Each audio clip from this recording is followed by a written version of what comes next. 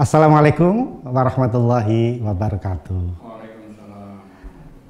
Salam cerdas warga Indonesia. Hari ini kami akan berbicara terkait sebuah topik, yaitu dukun atau orang pintar. Dan di channel Sinau Bareng, Pinter Bareng kali ini, kami menghadirkan seorang tokoh yang luar biasa, seorang budayawan, seorang antropolog, seorang profesor yang nanti akan menjelaskan banyak hal terkait dengan orang pintar, karena kajian beliau itu terkait dengan fenomena-fenomena magis, hal-hal gaib yang ada di sekeliling kita.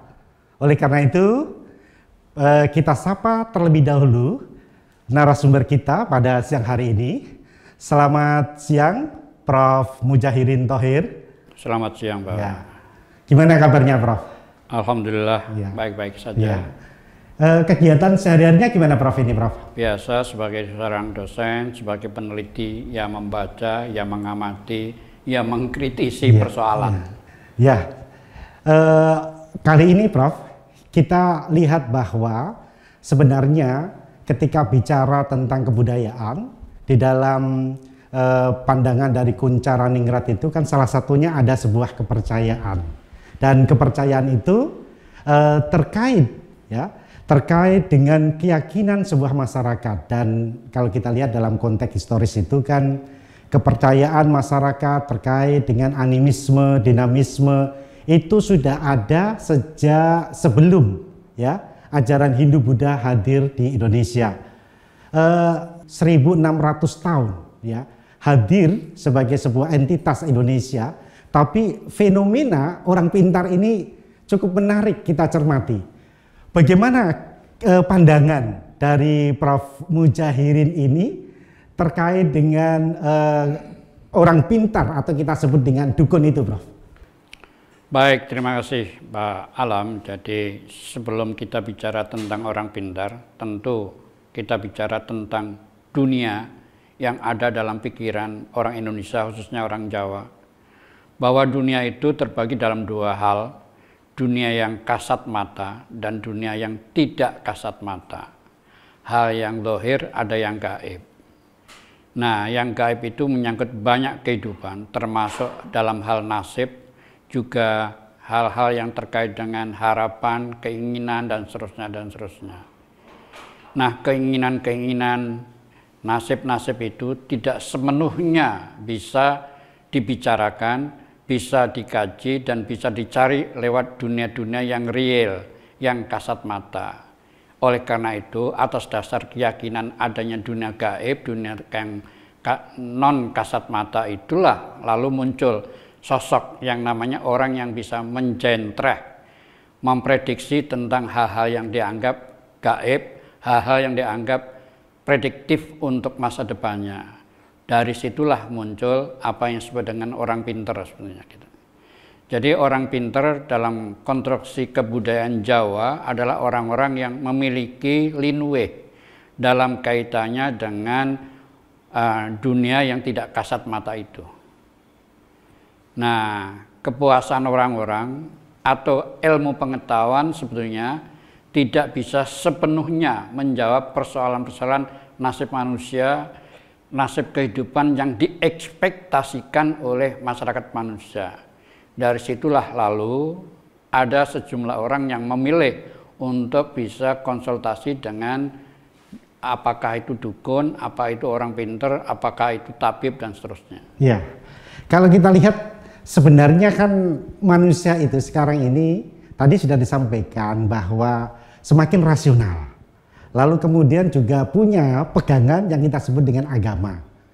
Lalu mengapa masyarakat, kalau kita lihat bahwa ketika bicara orang pintar, sebenarnya ini kan ada pandangan yang mungkin tidak sejalan dengan agama, tetapi kondisi ini juga diminati oleh masyarakat. Ada fenomena apa kira-kira seperti itu? Itu karena begini, setiap orang, setiap warga masyarakat punya kebutuhan, memenuhi kebutuhan dasariahnya, seperti kebutuhan biologis, kebutuhan sosial, kebutuhan integratif, dan seterusnya. Nah, dalam kerangka dapat memenuhi kebutuhan itu, maka manusia butuh acuan. Acuan yang digunakan untuk diyakini, acuan yang dipakai untuk bisa menjembatani tentang apa yang diyakininya itu. Nah, dalam konstruksi kebudayaan sebetulnya ada 4 macam acuan yang dipakai oleh warga masyarakat. Satu, acuan yang disebut dengan kebenaran konstitutif. Sesuatu dianggap benar karena diyakini. Nah, atas dasar keyakinan itulah mereka tidak membutuhkan verifikasi. Nah, kebenaran atas dasar keyakinan itu bisa terselip berada di antara dongeng, mitos, dan agama. Jadi, pesan di balik dongeng, misalnya dongeng Maling Kundang, mitos Ratu Kidul, lalu agama, itu diyakini oleh sebagian orang sebagai acuan untuk hal-hal tertentu. Itu satu poin. Poin kedua adalah kebenaran tidak atas dasar keyakinan semata, melainkan karena pengalaman yang dilogikakan. Ini yang muncul dengan 2 istilah, yaitu kebenaran kognitif. Dari kebenaran kognitif ini melahirkan 2 anak kandung yang disebut dengan local wisdom atau local knowledge dan scientific knowledge. Masyarakat memiliki yang disebut dengan local knowledge itu. Salah satu wujud dari local knowledge itu adalah ngilmu, tradisi, dan seterusnya yang terkait dengan hal-hal yang tadi disebut dengan kegaiban, prediktif, termasuk misalnya hari baik, hari buruk, dan seterusnya. Yang ketiga, kebenaran evaluatif. Sesuatu dianggap benar dan karena itu dipakai sebagai acuan, dasarnya adalah kesepakatan sosial. Lalu lahirlah namanya adat istiadat. Jadi adat istiadat adalah benar bagi pemilik adat itu. Contohnya misalnya dalam tradisi orang Batak, perkawinan eksogam, yaitu anak orang Batak tidak boleh kawin berjodoh dengan orang Batak yang satu marga, gitu. Nah, itu mungkin mereka sudah jauh jaraknya, tetapi gara-gara satu marga, maka dia tidak boleh kawin, mengawini maksudnya. Dan yang keempat adalah kebenaran etik ekspresif. Ini melahirkan mengenai dunia rasa, yaitu cita rasa etika dan cita rasa estetika. Nah, acuan-acuan ini parameternya berbeda-beda. Karena itu ada sejumlah orang yang menekuni local knowledge-nya. Nah, local knowledge yang berorientasi kepada hal-hal yang terkait dengan persoalan gaib, persoalan yang tidak kasat mata. Disitulah muncul yang namanya dukun orang pinter. Contoh misalnya orang sakit. Sakit dalam terminologi kebudayaan sumbernya bisa macam-macam. Bisa karena ketidakseimbangan antara fisik dan psikologinya. Ya, misalnya terlalu lama ngelembo dan macam-macam, lalu muncul masuk angin dan macam-macam. Nah, ini mudah diselesaikan lewat dunia medis, ya. Nah, bahkan kalau dalam bahasa orang awam, kalau Anda pusing, tidak bisa tidur, ya belilah influenza misalnya. Yang kedua, hal-hal yang terkait dengan kegaiban. Jadi orang sakit atau datangnya sakit bisa juga karena dia melakukan hal-hal yang berkaitan dengan dosa-dosa. Sehingga ketika orang sakit, dibaca oleh sebagian orang sebagai penebusan dosa. Dan yang ketiga, sakit karena dibuat sakit oleh orang lain. Nah, misalnya ada tenung, ada teluh, dan macam-macamnya itu. Nah, dukun dan orang pinter ini biasanya masuk ke ranah yang demikian ini. Membayangkan bahwa orang sakit itu karena ditenung atau diteluh oleh orang lain. Betulkah begitu? Setidaknya cara dukun berpikirnya seperti itu. kalau dia mampu mempunyai kemampuan yang dipandang oleh orang yang percaya adalah linue, biasanya menurut hasil pandangan dari Prof. Muja itu berasal dari keturunan atau melakukan laku, ya, sehingga dia itu meneguhkan dirinya sebagai orang pintar atau dukun. Nah, orang pintar atau dukun itu bisa muncul dari dua hal. Pertama, memang bisa dari keturunan. Dalam studi-studi antropologi kesehatan ada semacam temuan yang mengatakan misalnya anak ketiga dari ke-11 itu biasanya mendapatkan kelebihan di antara yang lain. Nah, muncul talensi. Bisa juga karena talensi itu lahir dari warisan eyangnya. Jadi dulu dipercaya eyang ketika akan selama hidupnya dia punya cucu atau anak kinasih. Nah, ini menurunkan sesuatu bakat-bakat itu. Nah, yang kedua bukan karena alasan itu tapi karena dipelajari, ya.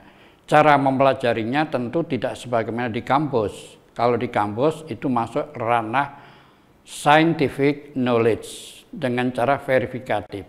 Tapi di kalangan yang gaib caranya ialah dengan riyadhah, dengan bertapa dan segala macamnya itu. Nah, disinilah bedanya. Dukun dalam pengertian Jawa mungkin lebih berorientasi kepada sesuatu di luar hal-hal yang bersifat putih. Jadi mereka mempercayai kepada banyak makhluk-makhluk gaib yang membantunya. Nah, sementara di dunia santri misalnya itu kemudian disebut dengan wong pinter itu ya seperti tabib yang mempelajari segala sesuatu amalan-amalan, melakukan riyadhah dan seterusnya. Ada dua sayap lalu muncul.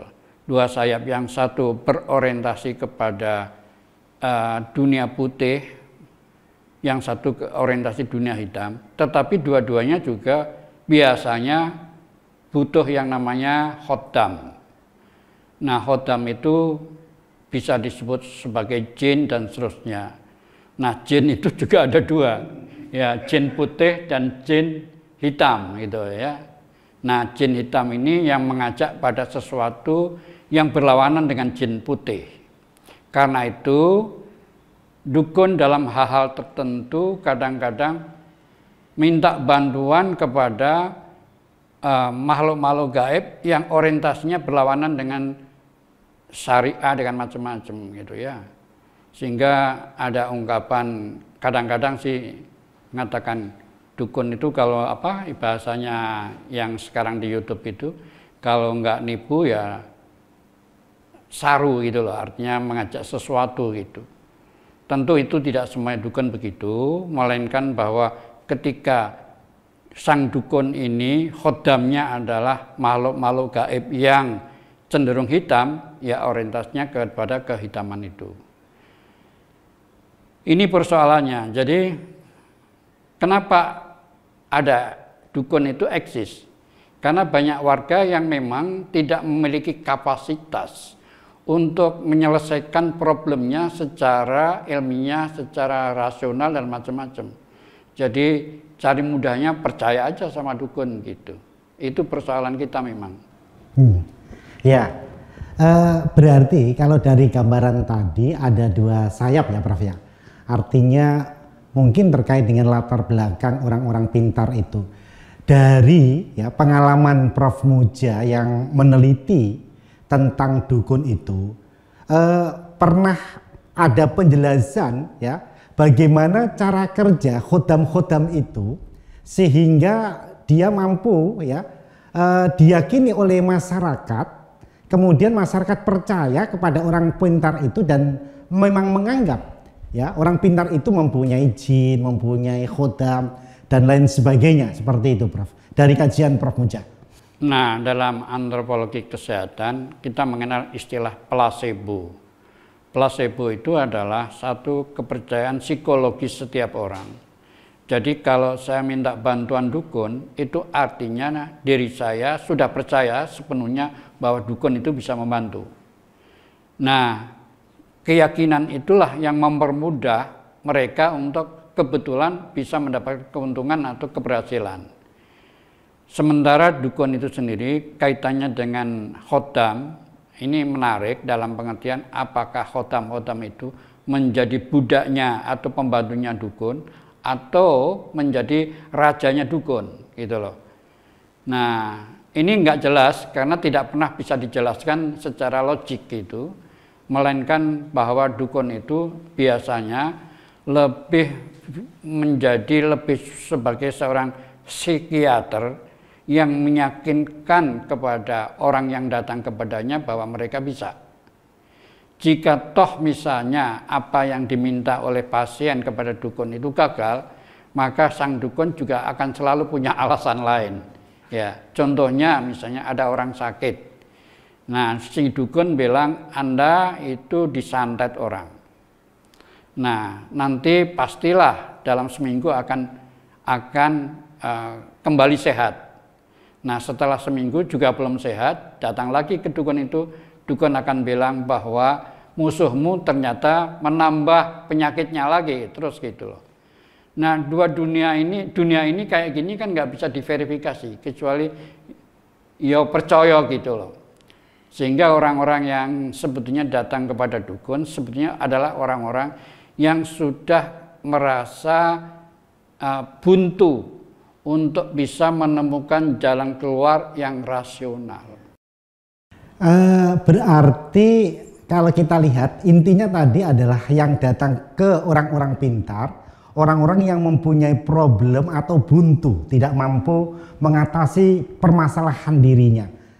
Apakah ini nanti, kan kita lihat bahwa masyarakat itu kan ada yang stratifikasi sosial, ada yang mungkin dari sisi sosial itu pendidikannya tinggi, kemudian sedang, dan masyarakat yang pendidikannya rendah. Apakah kepercayaan masyarakat kepada orang pintar ini bisa kita bagi ke dalam pembagian klasifikasi pendidikan? Oh, ini orang pintar karena sangat rasional, maka dia tidak begitu percaya kepada orang-orang pintar yang menggunakan kemampuan-kemampuan magisnya yang tidak bisa diukur secara metodologis seperti itu, atau bagaimana, Prof? Ukurannya tidak otomatis ke situ, melainkan kepada kenapa orang datang ke dukun itu variabelnya atau beragam orang yang datang ke dukun. Pertama, ekspektasi. Jadi orang yang punya ekspektasi terlalu tinggi, maka dia membutuhkan sesuatu yang disebut dengan keajaiban. Contohnya mau nyalon lurah, mau nyalon bupati, dan seterusnya. Itu dia ada dalam satu persaingan yang sangat tidak jelas arealnya. Oleh karena tidak jelas, maka dia datang ke sana untuk terjadinya semacam pembalikan sebuah dunia yang sesuai dengan apa yang diangankan. Itu satu. Yang kedua, orang-orang yang memang secara problematik dia punya problem yang tidak bisa dijelaskan, baik itu urusan entah itu istrinya, entah itu suaminya, yang sebetulnya dia tidak bisa berkomunikasi menjelaskan itu kepada pihak-pihak yang menyebabkan konflik, maka dia akan minta bantuan dukun untuk bisa menyelesaikan itu. Jadi misalnya saja seorang suami di mata istrinya dianggap kurang ajar, tetapi suami itu sangat dominan di dalam rumah tangganya, maka istri ini akan diam-diam datang kepada dukun agar sang suami kembali takluk pada istrinya atau dibuat sengsara dan seterusnya dan seterusnya. Yang ketiga, ekonomi misalnya. Banyak orang yang secara ekonomi gagal terus gitu. Ya, biasanya ekonomi kelas ya mungkin sesuai dengan persaingannya. Ya, jadi orang-orang yang datang ke sana bisa dari ekonomi yang kelas bawah, bisa juga kelas menengah, bahkan juga kelas tinggi. Tergantung pada cara bagaimana mereka memahami kompetisinya. Kalau kelas menengah dan tinggi, dia melihat bahwa kompetitornya itu sangat merisaukan dirinya. Lalu satu-satunya cara menundukkannya ialah misalnya disantet lah, atau perusahaannya atau kegiatan ekonominya ditutup gitu. Saya punya teman yang punya semacam rumah makan besar. Nah, teman saya itu mengeluh beberapa bulan terakhir ini. Kenapa? Karena ternyata bagi orang yang biasanya pelanggan itu, ketika ditanya, kok rumahmu warungmu tertutup terus, rumah makanmu. Nah, ini dibaca sebagai karena ditutup oleh kemampuan dukun menutup itu, gitu ya. Nah, sedangkan bagi yang keluarga miskin datang ke dukun itu karena ya siapa tahu ada keajaiban, entah itu masang lotre kah, entah macam-macam seperti itu. Jadi itu tadi akhirnya kembali pada dua dunia. Ada dunia yang real, yang tangible, yang bisa dijelaskan secara baik, tetapi juga ada dunia yang gaib, yang intangible, yang ini hanya bisa diselesaikan dengan cara-cara yang gaib juga. Dan yang dianggap memiliki kemampuan menyelesaikan yang gaib, ya dukun, ya orang pintar itu. Namanya juga dunia gaib, prediksinya juga gaib, hasilnya juga gaib juga, untung-untungan itu. Itu persoalan di situ. Ya, kalau kita lihat kebanyakan kan tadi mungkin kita bisa melihat ada dukun yang putih dan ada dukun yang setengah putih. Kalau kita amati dari pandangannya Clifford Geertz, santri abangan priayi, itu di kelas-kelas ini kira-kira adakah dukun yang santri, orang pintar yang santri, orang abangan yang kemudian orang pintar, dan priayi yang pintar itu? Kategori itu sebetulnya dibuat oleh outsider ya, oleh orang luar. Jadi soal ilmu itu, jadi tidak otomatis bahwa dukun itu hanya belajar ilmu dari kelompok hitam. Bisa jadi dia juga belajar dari ilmu-ilmu Islam lah, ilmu agama dan macam-macam. Tetapi sang dukun ini kan juga harus eksis, harus hidup dan seterusnya. Maka sang dukun ini akan mempelajari ilmu dan seterusnya yang memang itu dibutuhkan oleh pasar. Apa dampaknya ya ketika orang kepercayaan masyarakat itu datang ke dukun, kemudian kadang-kadang katanya kan ada dampak-dampak yang negatif bagi individu itu ketika dukun itu harus mendapatkan imbalan, atau khodamnya harus mendapatkan imbalan dari orang yang percaya pada dukun tersebut. Baik Pak Alam, jadi dunia ini mirip pasar ya. Pasar itu selalu muncul dua sisi, dua pihak. Ada banyak pihak yang membutuhkan, maka pasti akan muncul pihak-pihak yang bisa menjual gitu loh.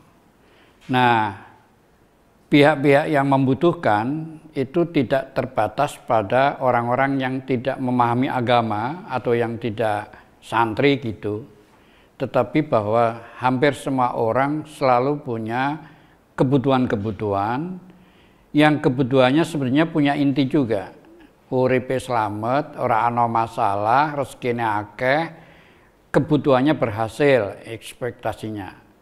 Nah, untuk mencapai keberhasilan di balik apa yang diekspektasikan, itu melahirkan sesuatu jalan yang mudah dalam pengertian pintas.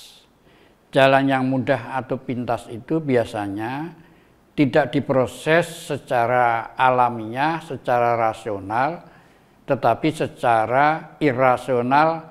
Kata irasional itu sebenarnya beyond rationality, melampaui batas rasionalitas. Dan itu oleh sejumlah orang juga dipelajari, ya, juga diamalkan, dan oleh karena itu muncullah orang-orang pintar dari dua tipologi. Tipologi orang pintar yang memang dia memiliki semacam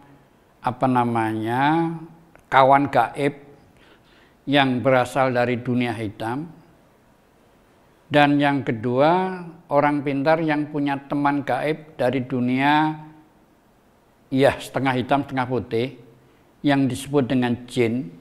Jin itu kategorinya juga ada jin Islam dan jin kafir gitu, kira-kira kayak gitu.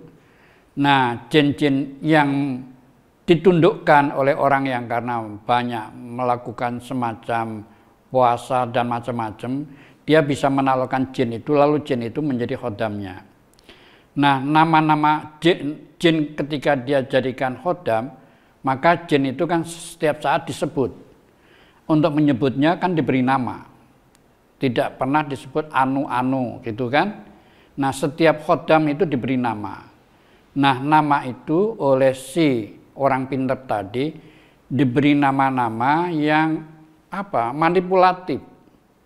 Yaitu dengan menggunakan, ya ini berdasarkan pengalaman dari teman-teman saya juga, seperti menggunakan nama-nama dari nama-nama sifat Allah. Dari yang 99 nama Allah itu? Asmaul Husna. Asmaul Husna.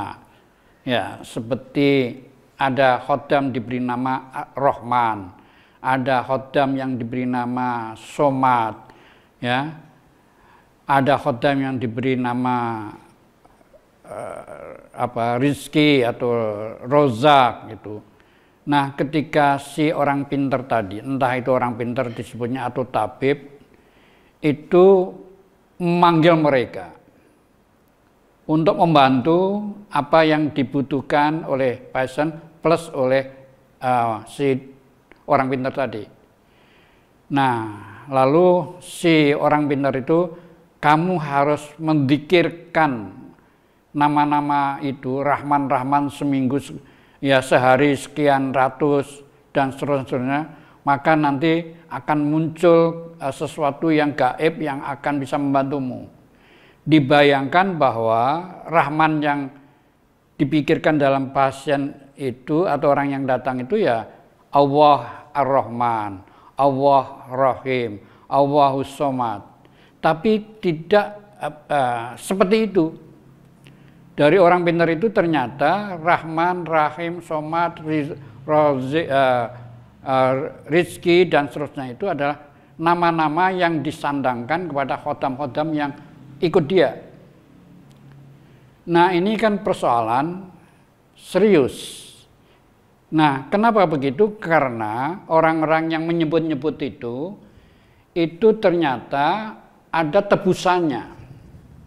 Ya, ada tebusannya, macam-macam lah ada tebusannya. Kalau teman saya ketika diajak ke suatu tabib, lalu dia disuruh membaca sesuatu, lalu dia disuruh ngecek di dalam sumurnya. Di dalam sumur itu apa yang dia lihat? Istrinya, anaknya ada di situ, di bawah sumur. Jadi dengan kata lain, kalau dia meneruskan berarti ada salah satu di antara itu yang harus meninggal. Nah, ini kan bukan sebuah tipologi putih, karena harus ada sesuatu yang dikorbankan. Nah, cuma cara bagaimana mengucapkan, menzikirkan itu seakan-akan dunia yang suci gitu, karena disebut ya Rahman, ya Rahman, ya Rahman, ya Rahman. Betul kan Rahman itu Allahur Rahman, atau Rahman itu adalah nama khodam yang memang akan membantunya. Nah, di dunia santri juga ada begitu, dan di dunia orang-orang non santri juga ada yang tadi disebut dengan dukun tadi. Artinya apa? Artinya bahwa realitas kehidupan itu memang beragam. Ada yang memilih acuan yang ilmiah, verifikatif, ada yang psikologis, tetapi ada yang bighoiri ilmiah, itu kira-kira ya. Sing pokoknya terima beres gitu loh. Nah, terima beres itu kan semacam loncatan. Aku nggak mau tahu, pokoknya terima beres. Nah, beresnya itu harus ditebus. Tebusannya bisa macam-macam. Tebus kepada dukunnya itu, dan tebus kepada khodam atau jin atau setan yang memang membantunya. Dunia kayak begini ini memang susah dicari secara verifikatif. Karena itu susah juga ada aturan atau norma hukum yang seperti apa yang bisa menjerat mereka, karena mereka tidak terdeteksi oleh aturan hukum. Dan ini real gitu loh. Nah, kalau toh sepanjang mereka butuh khodam bantuan dukun untuk bisa meningkatkan ekonominya, itu sih tidak masalah.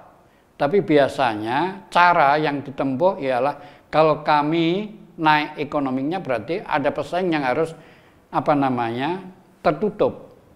Jadi bukan kompetisi yang elegan, tetapi kalau rezeki saya tambah, artinya keuntungan saya tambah, itu artinya pesaing saya menjadi harus berkurang. Nah, ini kan negatif di situ. Jadi unfair gitu, tidak fairness gitu loh kira-kira. Ya, makanya yang muncul dalam dunia realitas sosial, ada orang-orang yang menabur bunga atau menyan atau apapun ya di tanah kuburan, diambilkan ditaruh di rumah makan orang yang dianggap pesaing dan macam-macam.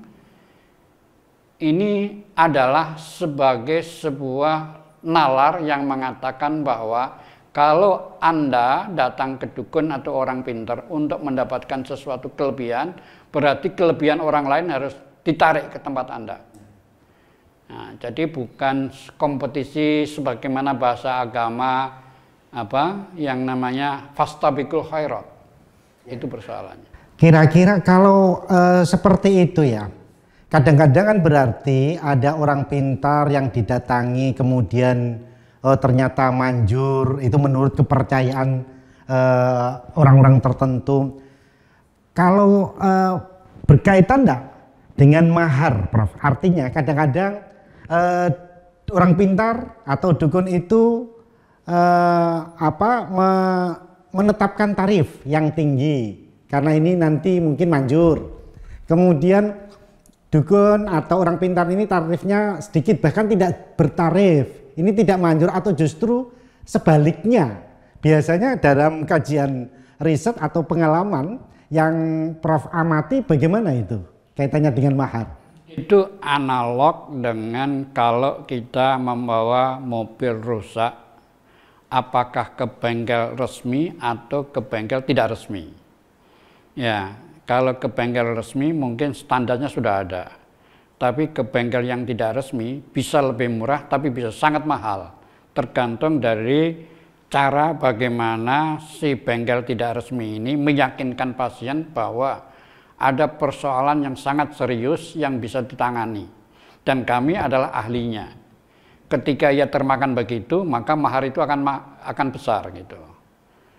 Nah, tetapi secara umum mereka para dukun juga paham yang datang itu kelas apa, kelas mana gitu. Jadi kalau yang datang adalah kelas orang-orang miskin atau orang-orang yang tertimpa oleh persoalan ekonomi, tentu dukun ini tidak akan mungkin membuat mahar yang tinggi. Pasti pasiennya akan pergi gitu kan. Nah, jadi sedikit-sedikit entah 2 juta, 3 juta, 10 juta, enggak apa-apa deh, yang penting laris gitu kan. Sebaliknya, ada dukun yang memang dia merasa punya kelebihan secara profesional di dunia perdukunan itu, yang datang tidak hanya bukan orang miskin, tapi orang-orang yang ingin jadi gubernur, ingin jadi DPR, ingin jadi pengusaha besar. Nah, mereka membawa sesuatu dengan jumlah yang besar juga. Jadi apa yang Anda berikan sesuai dengan apa yang Anda minta. Itu hukum ekonominya ada di situ. Jadi Anda bisa melihat ada quote and quote orang yang ahli didatangi orang-orang seperti itu jauh lebih kaya daripada kita. Yeah. Jadi saya jadi teringat, Prof, ada seorang tokoh yang sangat intelektual, yaitu Sosro Kartono. Dia, saya kira, sekolah di Eropa, kemudian kerja di Eropa, menguasai 18 bahasa.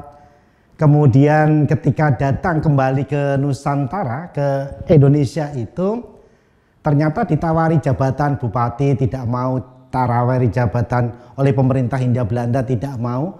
dia lebih mendharma baktikan dirinya, mewakafkan dirinya menjadi orang pintar. Dan ternyata banyak sekali yang jodoh, kan gitu ya. Jadi ini kelihatannya kalau kita lihat fenomena apakah ketika orang-orang pintar ini kemudian mendharma baktikan lebih memfokuskan dirinya pada pengobatan atau menjadi orang-orang pintar itu, apakah ini akan berpengaruh juga terhadap daya prestis dari orang-orang pintar ini, Prof? Begini, orang pintar itu tentu tidak tunggal. Sebutan orang pintar itu kategori sosial. Ada ribuan orang pintar. Oleh karena banyak orang pintar, maka ada klasifikasi, ada karakter yang berbeda-beda. Meskipun mereka disebut orang pintar, gitu kan? Gitu. So ya di dunia akademik juga begitu kan. Jadi doktor itu adalah sebutan. Tapi kualifikasi antar orang yang menyandang dokter kan bisa beda-beda. Begitu pula lah di dunia orang pintar itu. Jadi orang mudah menyebut, oh dia orang pintar karena bisa membantu untuk memenuhi hajatnya gitu. Tetapi kualifikasi dari mereka bisa berbeda-beda tergantung dari kesaktiannya, popularitasnya, termasuk pasien-pasiennya. Jadi kalau pasiennya adalah orang-orang hebat, biasanya mereka memang punya kadikdaya yang lebih hebat. Itu loh. Jadi enggaklah orang-orang hebat datang kepada orang pintar yang tidak pintar gitu, kira-kira gitu. Jadi ada klasifikasi di situ. Dan orang itu ya percaya biasanya tadi kan ada gedok tularnya juga ya, Prof ya. Betul. Dan ini cukup berpengaruh terkait dengan kelarisan orang pintar itu di hadapan para orang yang ingin mencari sesuatu kepada orang pintar itu. Iya. Jangankan orang pintar, ilmuwan saja dianggap ilmuwan yang berhasil ketika ia tahu pasarnya. Oh, gitu ya. Nah, apalagi orang-orang pintar gitu. Dia harus memproduksi pasar saya. Gitu. Nah, caranya biasanya dengan melebih-lebihkan itulah. Dan orang ketika berada dalam satu situasi yang terpepet, dia mudah sekali percaya gitu. Ya, saya kira itu, Prof. Satu hal lagi, Prof, karena saya yakin dan saya pandang Prof Muja ini selain seorang antropolog, budayawan, juga seorang tokoh agama. Saya ingin memperoleh perspektif dari akhir kegiatan ini. Gimana perspektif dari Prof Muja melihat dukun itu dalam konteks budaya dan dalam konteks agama itu, Prof? Itu intinya kepada Tuhan itu sendiri, itu Maha Rahman Rahim. Artinya apa? Tuhan akan mengizinkan, Tuhan akan memberikan peluang, Tuhan akan memberikan apa yang diminta oleh makhluknya. Entah itu makhluk meminta sesuatu yang baik atau yang buruk. Sehingga sepanjang orang itu melakukan sesuatu sesuai dengan ilmunya, maka Allah akan memberikan. Jadi di dunia ini nggak mungkinlah orang-orang putih semua. Karena Tuhan juga mengizinkan adanya yang hitam. Ya. Karena itu misalnya dukun itu ya memanfaatkan setan-setan jahat dan macam-macam, juga karena keterampilannya ya diizinkan Tuhan untuk bisa melakukan sesuatu yang sesuai dengan permintaan pasiennya itu. Begitu pula lah bagi orang-orang yang meminta dalam kaitannya dengan hal-hal yang bersih, Tuhan juga akan memberikan. Artinya apa? Ya inilah keragaman duniawi di mana setiap orang diberi hak hidup sesuai dengan apa yang diyakini, ya, dan seterusnya gitu. Jadi dalam bahasa, kalau kita pakai bahasa Tuhan itu ya tadi Rahman Rahim, Tuhan memberikan ruang bagi setiap makhluknya untuk melakukan sesuai dengan apa yang mereka mampu. Tapi itu kan ada konsekuensinya, Prof. Nah, setiap pilihan tindakan ada konsekuensinya. Orang-orang yang mencari kepuasan duniawiah itu ya karena menganggap hal-hal yang bahagia itu yang dekat. Surga itu jauh sekali gitu ya. Karena jauh maka orang seringkali tidak tertahan. Mencari yang dekat-dekat saja susah apalagi yang jauh. Karena itu carilah yang dekat dulu. Yang dekat itu kepuasan duniawiah itu. Nah, yang jauh itu ya biasanya menjadi orang-orang khusus itu. Dan kita atau banyak orang justru lebih mudah tergoda hal-hal yang dekat. Itu persoalannya di situ. Ya.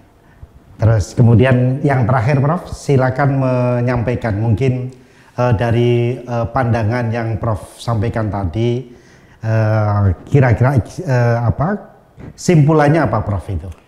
Ada ungkapan dalam bahasa agama juga yang nyatanya begini, ungkapannya begini. Man aradad dunya fa'alaihi bil ilmi wa man aradal akhirata fa'alaihi bil ilmi wa man aradahuma fa'alaihi bil ilmi. Artinya, kalau Anda ingin mendapatkan apa yang ada di dunia ini, tidak kecuali harus dengan ilmu. Ilmu di sini bisa macam-macam, ilmu yang dohir, ilmu yang batin, ilmu atau ngilmu. Begitulah akhirat. Jadi kata kuncinya pada ilmu. Pertanyaannya lalu, ilmu yang seperti apa? Nah, ini membutuhkan semacam apa namanya sosialisasi yang baik, yang netral. Jadi apa namanya, kalau bahasa Tuhan itu kan afala ta'qilun, afala tatafakkarun. Ilmu itu dasarnya karena setiap manusia itu diberi pikiran. Maka gunakanlah pikiran itu. Nah, Tuhan sebetulnya sudah memberikan piranti untuk bisa membedakan mana yang baik, mana yang buruk, mana yang boleh, mana yang tidak. Contoh sederhananya adalah kalau kita misalnya bawa kendaraan, tidak bawa SIM, dan kendaraan itu juga kendaraan yang tidak bayar pajak dan segala macamnya, ada apa namanya polisi yang sedang mengadakan operasi, langsung kita bergetar, takut dan macam-macam. Itu artinya dalam potensi orang ada sesuatu poin yang mengajarkan tentang hakikat kebenaran, hakikat tentang apa yang benar lawan yang salah, apa yang baik lawan yang buruk. Cuma persoalannya bahwa apa yang kita lihat, apa yang kita rasakan, itu lebih kompleks dari apa yang ada dalam batin kita. Maka apa yang kita lihat lebih menunjukkan kepada apa yang memanipulasi. Nah, orang-orang itu banyak melakukan sesuatu yang tidak baik karena cara pandangnya, cara melihatnya, cara merasakannya itu ia tertutupi oleh manipulasi. Ya. Nah, orang-orang suci adalah orang-orang yang sudah terbebaskan dari manipulasi duniawiyah itu. Sehingga ia istiqomah, ia tetap. Ia hatinya tidak gusar. Nah, orang-orang yang datang ke dukun adalah orang-orang yang sedang gusar batinnya, hatinya. Ia tidak menemukan jalan yang terbaiknya, maka Yeswi meneh, sapa ngerti ada keajaiban. Tuhan menciptakan sistem, dan sistem itu bisa dibuka dengan ilmu. Sayangnya banyak orang hidup tanpa memanfaatkan ilmu itu sendiri. Ya, baik. Saya kira luar biasa. Ya, pembelajaran kita, sinau kita, dan pada siang hari ini kepada Prof. Mujahirin Thohir, luar biasa yang disampaikan oleh beliau, dan saya kira warga cerdas Indonesia hari ini kita dapat memahami bahwa bagaimana posisi dukun dan dalam perkembangannya, dan seperti apa ekspektasi masyarakat terhadap dukun dari yang disampaikan oleh Prof. Mujahirin tadi. Kita berharap bisa mendapatkan manfaat dari hal-hal yang positif dan meninggalkan hal-hal negatif terkait dengan paparan eksistensi dukun pada kesempatan hari ini. Terima kasih Prof. Muja, dan sampai ketemu nanti suatu saat lagi dengan topik yang lain. Dan warga cerdas Indonesia, terima kasih. Wassalamualaikum warahmatullahi wabarakatuh.